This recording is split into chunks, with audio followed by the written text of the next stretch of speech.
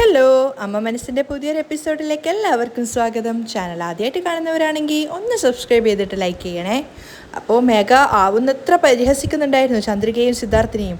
അവർ കൂടുതലായിട്ടൊന്നും പ്രതികരിക്കുന്നില്ല. പക്ഷേ ചന്ദ്രിക പറയുന്നുണ്ട്, തീർച്ചയായിട്ടും ഈ വീടിൻ്റെ അച്ഛൻ്റെ വീടാണ്, ഞാനിതെൻ്റെ അച്ഛന് തന്നെ വാങ്ങിക്കൊടുക്കും, അതെൻ്റെ തല പണയം വെച്ചിട്ടാണെങ്കിൽ അങ്ങനെ. അപ്പോൾ മേഘയും വിട്ടുകൊടുക്കുന്നില്ല. നിന്നെക്കൊണ്ട് 4.5 കോടിയിൽ 1 കോടി രൂപ പോലും ഉണ്ടാക്കാൻ പറ്റില്ല എന്ന് പറഞ്ഞ് പരിഹസിക്കുകയാണ്. കൂടുതലായിട്ടൊന്നും പറയാതെ എന്നിട്ട് ചന്ദ്രികയും സിദ്ധാർത്ഥം അവിടുന്ന് പോവാണ്. അപ്പോൾ മനോഹരൻ മേഘയോട് പറയുന്നുണ്ട്, വാ മേഘ, അവർ പോയി, ഇനി നമുക്കും പോവാം. ചന്ദ്രികയും സിദ്ധുവും നേരെ പോയത് വീട്ടിലേക്കാണ്. കാര്യം കേട്ടതിന് ശേഷം മഹേന്ദ്രനും ലക്ഷ്മിയും ഒരുപോലെ തകർന്നിട്ടുണ്ടായിരുന്നു. തകർന്നു എന്നതിനേക്കാളേറെ അവർ തളർന്നിരിക്കുകയാണ്. അപ്പോൾ മഹേന്ദ്രൻ ചന്ദ്രികയോട് പറയുന്നുണ്ട്, ചന്ദ്രിക, മോള് നമ്മുടെ വീട് ലേലത്തിൽ പിടിച്ചു എന്നുള്ളത് ഒരുപാട് സന്തോഷമുള്ള കാര്യമാണ്. പക്ഷേ 4.5 കോടി രൂപയ്ക്ക് നമ്മൾ എന്ത് ചെയ്യും മോളെ? അയാൾ ആവലാതിയോടെ ചോദിക്കുകയാണ്. അതേ ആവലാതിയിൽ തന്നെയാണ് സിദ്ധാർത്ഥും ചന്ദ്രികയും ലക്ഷ്മിയും ഒക്കെ ഇരിക്കുന്നത്. എന്തുകൊണ്ടാന്ന് വെച്ചാൽ നമ്മളിപ്പം നിൽക്കുന്ന ഈ ഒരു സ്റ്റേജിൽ നമ്മളെ വിശ്വസിച്ച് ആരും പണം തരില്ല മോളെ. അല്ലാതെ മുൻപുള്ള മഹേന്ദ്രനായിരുന്നെങ്കിൽ ഇങ്ങോട്ട് വന്നിട്ട് ഇത്രയധികം പണം വേണോ എന്ന് മറ്റുള്ളവർ ചോദിക്കുമായിരുന്നു. അപ്പോൾ സിദ്ധാർത്ഥ ഒന്നും പറയാതെ നിൽക്കുവാണ്. കാരണം അവനും അറിയാവുന്നൊരു യാഥാർത്ഥ്യം തന്നെയാണത്. ചന്ദ്രയ്ക്കും അത് അറിയായിരുന്നു. പക്ഷെ ആ വീട് നഷ്ടപ്പെടുത്താൻ അവൾക്ക് സാധിക്കുമായിരുന്നില്ല. അതുകൊണ്ടാണ് അവൾ ഇത്രയധികം വിലക്കത് ലേലത്തിലെടുത്തത്. അപ്പോൾ ലക്ഷ്മി ചോദിക്കുന്നുണ്ട്, എന്തിനാ മോളെ ഇത്രയും വലിയൊരു റിസ്ക് എടുത്തത്? അപ്പോൾ ചന്ദ്രിക പറയാണ്, അമ്മ, എൻ്റെ കൺമുന്നിൽ വെച്ചിട്ട് എൻ്റെ അച്ഛൻ കഷ്ടപ്പെട്ടുണ്ടാക്കിയ വീട് ആരോ ലേലത്തിൽ പിടിക്കാൻ പോകുവാണ്. അതെങ്ങനെയാ അമ്മ? അത് കണ്ടിട്ട് എന്നെക്കൊണ്ട് വെറുതെ നിൽക്കാൻ സാധിക്കുക? എന്തായാലും ശരി, അച്ഛൻ ഉണ്ടാക്കിയ വീട് എത്ര കഷ്ടപ്പെട്ടിട്ടാണെങ്കിലും നമുക്ക് തിരിച്ചു പിടിക്കണം. ആ വീട് വീണ്ടും എൻ്റെ അച്ഛൻ്റെ കൈകളിൽ തന്നെ വന്ന് ചേരണം. എൻ്റെ ജീവൻ കൊടുത്തിട്ടാണെങ്കിലും ഞാൻ ആ കടം വീട്ടി ആ വീട് എൻ്റെ അച്ഛൻ്റെ പേരിലേക്ക് തന്നെ ആക്കും. അമ്മ, ഒന്നുകൊണ്ടും വിഷമിക്കേണ്ട, തീർച്ചയായിട്ടും അത് ഞാൻ നേടിയെടുക്കുക തന്നെ ചെയ്യും. ഒരു കോൺഫിഡൻസ് ഇല്ലെങ്കിലും ചന്ദ്രിക വീണ്ടും അത് തന്നെ പറഞ്ഞുകൊണ്ടേയിരിക്കുകയാണ്.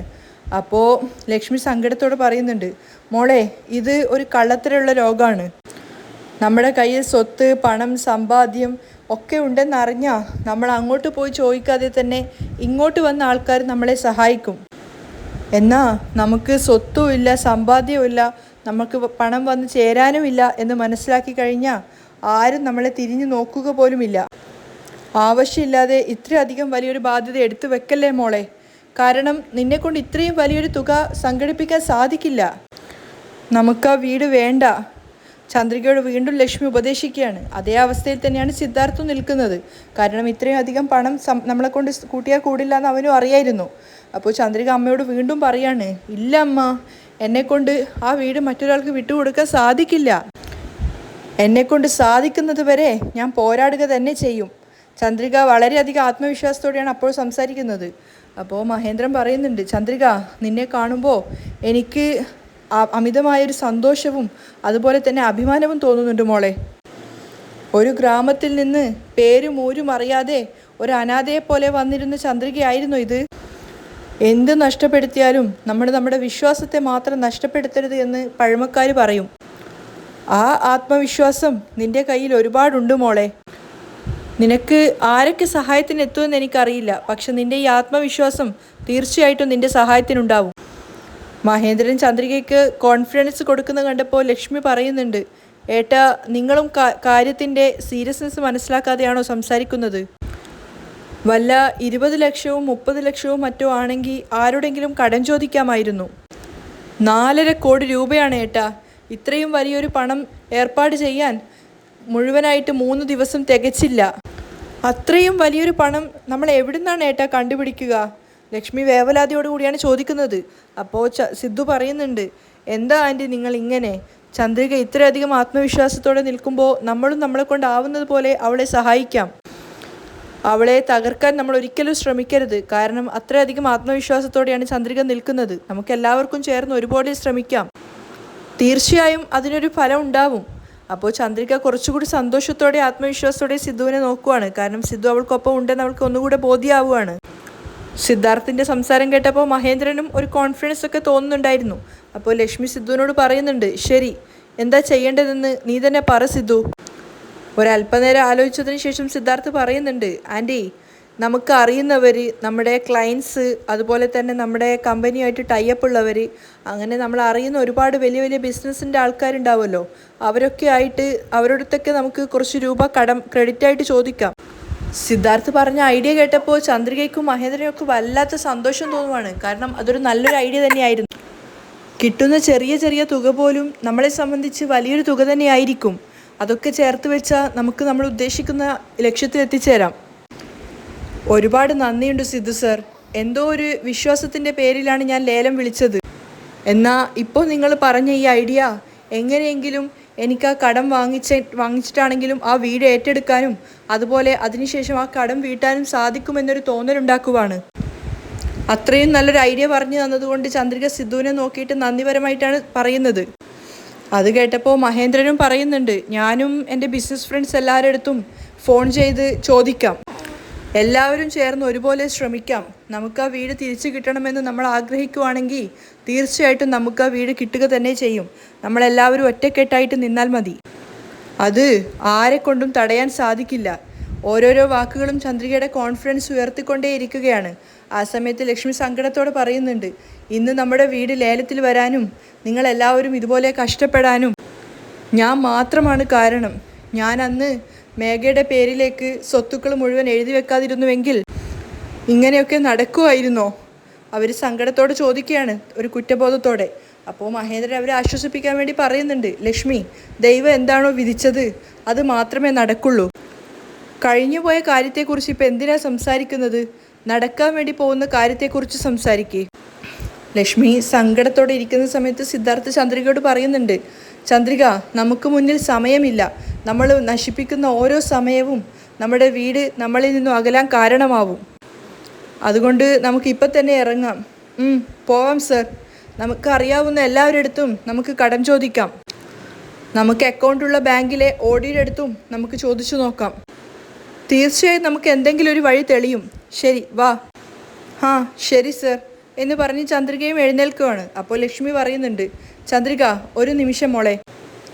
ദൈവത്തിന് മുന്നിൽ പൂജ ചെയ്യാൻ വേണ്ടിയിട്ടായിരുന്നു ലക്ഷ്മി എഴുന്നേറ്റത്. പൂജ ചെയ്തതിന് ശേഷം ചന്ദ്രികയുടെ സിദ്ധുവിൻ്റെ നെറ്റിയിൽ ആ ഒരു പ്രസാദം വെച്ച് കൊടുക്കുകയാണ്. എന്നിട്ട് പറയുന്നുണ്ട്, ചന്ദ്രിക, നീ എടുക്കുന്ന ഈ ഒരു പരിശ്രമത്തിന് തീർച്ചയായിട്ടും ദൈവം നിൻ്റെ കൂടെ ഉണ്ടാവും. വിശ്വാസത്തോടെ പോയിട്ട് വാ. ശരി അമ്മ. ശരി, ഞങ്ങൾ പോയിട്ട് വരാം. അച്ഛനോടും യാത്ര ചോദിക്കുകയാണ്. അതിനുശേഷം സിദ്ധാർത്ഥും അതുപോലെ തന്നെ ആൻറ്റിയോടും അങ്കിളിനോടും യാത്ര ചോദിച്ചിട്ടാണ് പോകുന്നത്. അവർ രണ്ടുപേരും പോകുന്നത് നോക്കി നിൽക്കുകയാണ്, മഹേന്ദ്രനും ലക്ഷ്മിയും. കാറ് വരെ അവരെ അനുഗമിക്കാനും ലക്ഷ്മിയും മഹേന്ദ്രനും മറന്നിട്ടില്ല. അവർ പോകുന്നത് നോക്കി നിൽക്കുവാണ്. അതിനുശേഷം പിന്നെ കാണിക്കുന്നത് മേഘയുടെ ഓഫീസാണ്, അവരുടെ ക്യാബിന്. മേഘ എന്തോ ധൃതി പിടിച്ച് എഴുതിയിട്ട് അതിങ്ങനെ വായിച്ചു നോക്കിക്കൊണ്ടേ ഇരിക്കുകയാണ്. അങ്ങോട്ടേക്ക് മനോഹരൻ വന്നിട്ടുണ്ടായിരുന്നു. മനോഹരൻ ആ ഒരു പേപ്പറിൽ എത്തി നോക്കിയതിന് ശേഷം മേഘയോട് ചോദിക്കുകയാണ്, എന്താ മോളെ ഇത്? കയ്യിൽ വലിയൊരു ലിസ്റ്റ് തന്നെ ഉണ്ടല്ലോ. നമ്മുടെ ഓഫീസിൽ ജോലി ചെയ്യുന്ന എല്ലാവരെയും നീ ജോലിയിൽ നിന്ന് പറഞ്ഞു വിട്ടില്ല. ഇനി നിനക്ക് ഈ ഓഫീസിൽ നിന്നും പറഞ്ഞു വിടണമെങ്കിൽ ഈ ഓഫീസിൽ ഞാൻ മാത്രമേ ഉള്ളൂ, മറ്റാരുമില്ല. മേഘ ഒന്നും പറയാതെ മനോഹരൻ പറയുന്നത് കേട്ട് അയാളുടെ മുഖത്തേക്ക് തന്നെ നോക്കി നിൽക്കുവാണ്. അപ്പോൾ പിന്നെ എന്തിനാ കയ്യിൽ ഇത്രയും വലിയൊരു ലിസ്റ്റ് വെച്ചിരിക്കുന്നത്? അമ്മാവാ, ഇത് വേറൊരു ലിസ്റ്റാണ് അമ്മാവാ. വേറൊരു ലിസ്റ്റോ? എനിക്ക് മനസ്സിലായില്ല മോളെ. മനസ്സിലാവുന്ന പോലെ ഒന്ന് പറഞ്ഞു താ മോളെ. അതായത് അമ്മാവാ, ചന്ദ്രിക വീട് ലേലത്തിലെടുത്തിട്ടാണുള്ളത്. എന്തായാലും 3 ദിവസം കൊണ്ട് ലേലത്തിൽ വാങ്ങിച്ച ആ ഒരു രൂപ അവിടെ സെറ്റിൽ ചെയ്യണം. തീർച്ചയായിട്ടും ആ ഒരു പണം അവിടെ കെട്ടിവെക്കണം. മനോഹരൻ സംശയത്തോടെ ചോദിക്കുകയാണ്. അപ്പോൾ മേഘ പറഞ്ഞു കൊടുക്കുന്നുണ്ട്, തീർച്ചയായിട്ടും ചന്ദ്രിക സിദ്ധുവിൻ്റെ അടുത്ത് ഹെൽപ്പ് ചോദിക്കും. സിദ്ധു ആണെങ്കിൽ അവൾക്ക് വേണ്ടിയിട്ട് ഒരുപാട് പേരോട് കടം ചോദിക്കും. അവൻ കടം ചോദിക്കാൻ പോകുന്ന, അവൻ വിശ്വസിക്കുന്ന ഒരുപാട് പേരുണ്ട്. അവരുടെ ലിസ്റ്റാണിത്. മനോഹരൻ തന്നെ ഷോക്കായിട്ട് നിൽക്കുകയാണ്. എന്നിട്ടും മനോഹരൻ അങ്ങോട്ട് കാര്യം കത്തുന്നുണ്ടായിരുന്നില്ല. അയാൾ വീണ്ടും ചോദിക്കുകയാണ്, ഇതുകൊണ്ട് നീ എന്താ ചെയ്യാൻ പോകുന്നത് മോളെ? അപ്പോഴാണ് മേഘ അവളുടെ ആ ഒരു പദ്ധതിയെക്കുറിച്ച് മനോഹരനോട് പറയുന്നത്. ഇവർക്കെല്ലാവർക്കും കോൾ ചെയ്ത്, സിദ്ധു നിങ്ങളുടെ അടുത്ത് പണം ചോദിച്ചു വരും, ആ സമയത്ത് അവന് പണം കൊടുക്കരുത്. അങ്ങനെ കൊടുത്തു കഴിഞ്ഞാൽ അവൻ ആ കടം തിരിച്ചു തരാൻ പറ്റാത്ത അവസ്ഥയിലാണുള്ളതെന്ന് അലേർട്ട് ചെയ്യാൻ പോകുവാണ്. ഇവരെ എല്ലാവരെയും അലേർട്ട് ചെയ്യുകയാണെങ്കിൽ ആരും തന്നെ സിദ്ധാർത്ഥിന് പണം കൊടുക്കില്ല. അപ്പോൾ പിന്നെ ചന്ദ്രികയ്ക്ക് മറ്റാരും കൊടുത്ത് സഹായിക്കാനുമില്ല. അപ്പോൾ ഓട്ടോമാറ്റിക്കായിട്ട് ചന്ദ്രിക എടുത്ത ആ വീട് അവളെ കൊണ്ട് വാങ്ങാൻ സാധിക്കില്ല. മനോഹരൻ ഇങ്ങനെ മേഘയെ അതിശയിച്ച് നോക്കി നിൽക്കുകയാണ്. മാത്രമല്ല അയാൾ പറയാൻ മറന്നുപോയതുമില്ല. അയാൾ പറയുന്നുണ്ട്, മെഗ, എല്ലാവർക്കും തലക്കകത്ത് മാത്രമേ ബുദ്ധി ഉണ്ടാവുള്ളൂ, എന്നാ നിനക്ക് ശരീരം മുഴുവൻ ബുദ്ധിയാണ് മോളെ. അത് കേട്ടപ്പോൾ മേഘ ഒന്ന് അഭിമാനത്തോടെ ഇരിക്കുന്നുണ്ടായിരുന്നു. എങ്ങനെയൊക്കെയാണ് ചിന്ത പോകുന്നതെന്ന് നോക്ക്. ചന്ദ്രികയെ നശിപ്പിക്കാൻ വേണ്ടി റൂമിൽ ഒറ്റയ്ക്കിരുന്ന് ആലോചിച്ച് കൂട്ടുമായിരുന്നോ മോള്? അപ്പോൾ മേഘ പറയുന്നുണ്ട്, ചന്ദ്രികയെ തോൽപ്പിക്കുക എന്നുള്ളത് മാത്രമാണ് എൻ്റെ മുഴുവൻ നേരവുമുള്ള ചിന്ത. അപ്പോൾ മനോഹരൻ നല്ലൊരു ഉപദേശമാണ് മേഘയ്ക്ക് കൊടുക്കുന്നത്. മോളെ, ജീവിതത്തിൽ മുന്നേറാൻ വേണ്ടി നീ ഇതുപോലെ ആലോചിച്ചിരുന്നുവെങ്കിൽ ഈ സമയം കൊണ്ട് നീ ചന്ദ്രികയ്ക്കും മേലെ വന്നിട്ടുണ്ടാകുമായിരുന്നു. അത് കേട്ട സമയത്ത് മേഘയ്ക്ക് വല്ലാത്ത ദേഷ്യം തോന്നുവാണ്. പക്ഷേ അവളെ തോൽപ്പിക്കുന്നതിന് മാത്രം നീ നിൻ്റെ ബുദ്ധി ഉപയോഗിച്ചു മോളെ. അതാണ് നിൻ്റെ ഏറ്റവും വലിയ പരാജയം. അപ്പോൾ മേഘ ഇങ്ങനെ ദേഷ്യത്തോടെ മനോഹരനെ നോക്കിക്കൊണ്ട് ചോദിക്കുകയാണ്, എന്താ അമ്മാവ, ഞാൻ തോറ്റുപോയത് കൊണ്ട് എന്നെ കളിയാക്കുവാണോ? അപ്പോഴേക്കും മനോഹരന് മനസ്സിലായി മേഘയ്ക്ക് ദേഷ്യം വന്നു എന്ന്. മനോഹരൻ പറയുന്നുണ്ട്, അയ്യോ മോളെ, ഞാൻ അങ്ങനെയൊന്നും ഉദ്ദേശിച്ചിട്ടല്ല പറഞ്ഞത്. ഞാൻ അങ്ങനെ പറയുമോ?